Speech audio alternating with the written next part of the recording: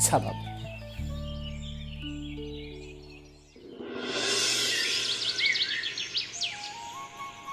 আপনাকে নতুন মনে হচ্ছে। বলি, এত রাতে কাউকে কি খুঁজছেন? আসলে আমি ওই দূরের নগর থেকে এসেছি, এখানে নগেন বাবুর বাড়ি যাব। ও আচ্ছা আচ্ছা, বুঝেছি। তা মশাই, বসুন বসুন, চারটি খেয়ে এখানে একটু বিশ্রাম করুন, তারপর আপনার যাবার ব্যবস্থা করছি। আসলে আমার পথিমধ্যে একটু ক্ষুধাও পেয়েছিল।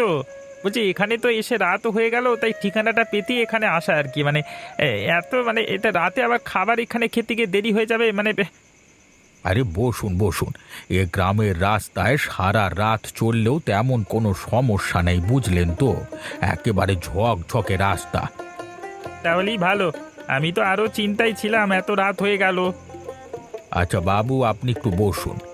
শুনছো, বাবুকে একেবারে গরম